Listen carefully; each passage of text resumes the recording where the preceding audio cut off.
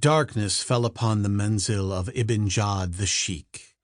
Beneath the small fitting tent where his captors had left him, Tarzan still struggled with the bonds that secured his wrists, but the tough camel leather withstood even the might of his giant thews.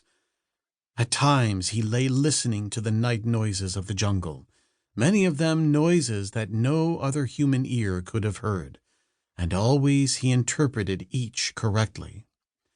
He knew when Numa passed, and Sheeta the leopard, and then from afar, and so faintly that it was but the shadow of a whisper, there came down the wind the trumpeting of a bull elephant.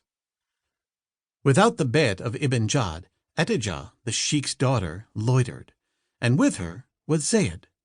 They stood very close to one another, and the man held the maiden's hands in his. "Tell me, Etijah," he said, "that you love no other than Zayd." "How many times must I tell you that?" whispered the girl.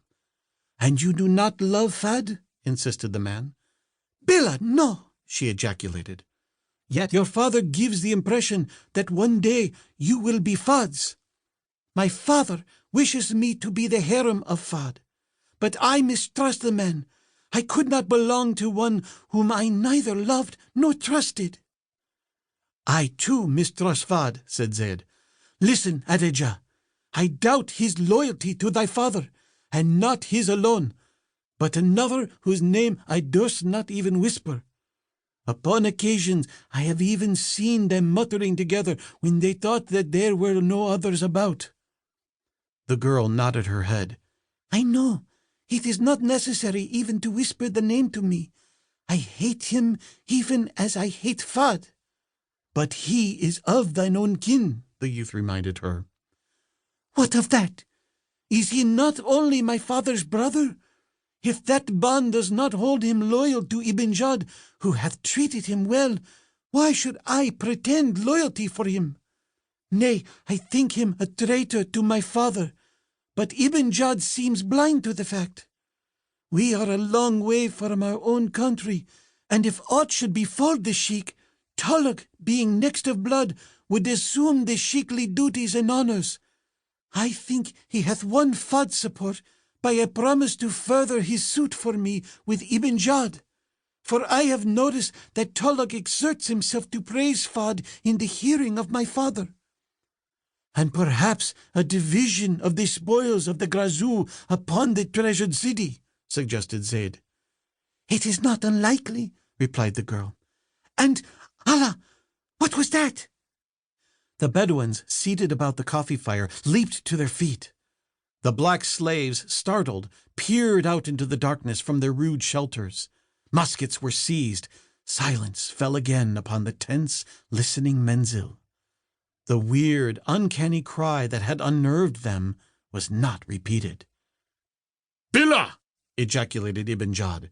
"It came from the mists of the menzil, and it was the voice of a beast, where there are only men and a few domestic animals." "Could it have been—" The speaker stopped as though fearful that the thing he would suggest might indeed be true.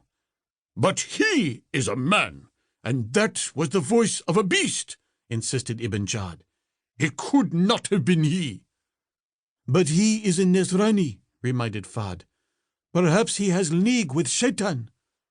"And the sound came from the direction where he lies bound in a hydra," observed another.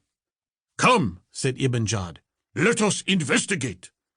With muskets ready, the Arab, lighting the way with paper lanterns, approached the hydra where Tarzan lay.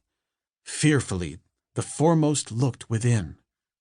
"He is here," he reported. Tarzan, who was sitting in the center of the tent, surveyed the Arab somewhat contemptuously. Ibn Jad pressed forward. "You heard a cry?" he demanded of the ape-man. "Yes, I heard it. Camest thou, Sheik Ibn Jad, to disturb my rest upon so trivial an errand, or camest thou to release me?" "What manner of cry was it? What did it signify?" asked Ibn Jad. Tarzan of the Apes smiled grimly.